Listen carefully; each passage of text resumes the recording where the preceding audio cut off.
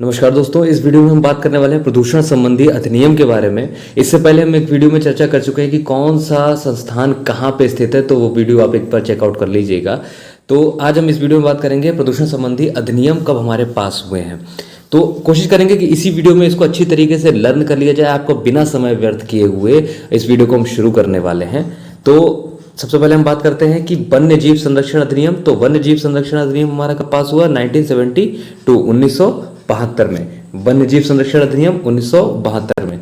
दोस्तों, हम इस वीडियो में जो भी क्वेश्चंस की बात करेंगे वो हम कोशिश करेंगे कि इसी वीडियो में आप लोग अच्छी तरीके से लर्न कर लें, तब जब आपकी आने वाली परीक्षा हो तब आप उसमें आगामी परीक्षा में एक बार इस वीडियो को रिवीजन मात्र तौर की तरह से देखें और अपनी आगामी परीक्षा में अच्छी तरीके से इसमें से कोई भी प्रश्न आए तो सटीक सही प्रश्न का सही उत्तर लगा के आए।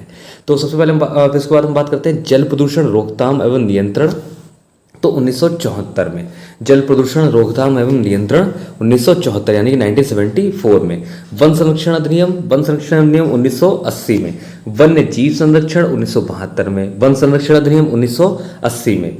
वन्य जीव है तो 1972 है और वन संरक्षण है तो 1980 है। इसके बाद हम बात करते हैं वायु प्रदूषण रोकथाम एवं नियंत्रण अधिनियम तो 1981 और जल प्रदूषण रोकथाम अधिनियम 1974। वायु प्रदूषण रोकथाम नियंत्रण अधिनियम 1981। वन्य जीव अगर वन संरक्षण अधिनियम 1980 और वन्य जीव हो जाएगा तो 1972। वन्य जीव संरक्षण अधिनियम 1972। इसके बाद बात करते हैं पर्यावरण संरक्षण अधिनियम तो 1986। पर्यावरण संरक्षण अधिनियम 1986 में। राष्ट्रीय वन नीति, तो राष्ट्रीय वन नीति हमारी कब आई है? 1988 में। और पर्यावरण संरक्षण अधिनियम कब आया है? 1986 में। राष्ट्रीय वन नीति कब आई है? 1988 में। ध्वनि प्रदूषण नियमन एवं नियंत्रण अधिनियम, ध्वनि से संबंधित, जल से हमने अभी बात की, वायु से बात की, अब ध्वनि से संबंधित तो नियमन एवं नियंत्रण अधिनियम कब आया है? 2000 में। और वायु से संबंधित कब आया है? तो 1981 में। और जल से संबंधित कब आया है? तो 1974 में। 1974, 1981 और 2000 ध्वनि। इसके बाद हम बात करते हैं कि एनजीटी यानी कि नेशनल ग्रीन ट्रिब्यूनल, इसकी स्थापना कब हुई है? तो 2010 में। नेशनल ग्रीन ट्रिब्यूनल 2010 में। राष्ट्रीय हरित अधिकरण इसको कहते हैं। भारतीय वनस्पतिक सर्वेक्षण कहाँ पे है? कोलकाता। पिछले वीडियो में मैं कवर भी किया था। भारतीय वनस्पतिक सर्वेक्षण 1890 में। भारतीय वनस्पतिक सर्वेक्षण 1890 में और नेशनल ग्रीन ट्रिब्यूनल 2010 में। भारतीय वनस्पतिक सर्वेक्षण 1890। Bombay natural history society, Bombay natural history society कहाँ पे? 1893 में, 1883 में, 1883। बॉम्बे नेचुरल हिस्ट्री सोसाइटी 1883 में। भारतीय प्राणी सर्वेक्षण, वन सर्वेक्षण याद कर चुके हैं। भारतीय प्राणी सर्वेक्षण किसमें होगा? 1916 में, कोलकाता।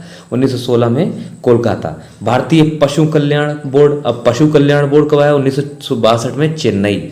1962 में आया है ये। और कब? चेन्नई में। भारतीय वन सर्वेक्षण देहरादून। भारतीय प्राणी सर्वेक्षण 1916 कोलकाता। भारतीय वन सर्वेक्षण तो देहरादून।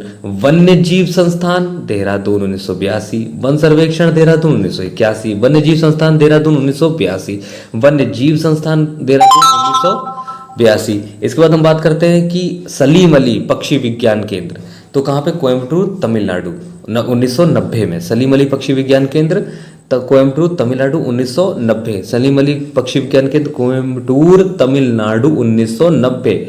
और केंद्रीय चिड़ियाघर प्राधिकरण नई दिल्ली 1992। केंद्रीय चिड़ियाघर प्राधिकरण नई दिल्ली 1992। राष्ट्रीय जैव विविधता प्राधिकरण, जैव विविधता दिवस कब मनाया जाता है? कमेंट बॉक्स में लिखिएगा। और जैव विविधता प्राधिकरण चेन्नई 2003 में। कब? 2003 में।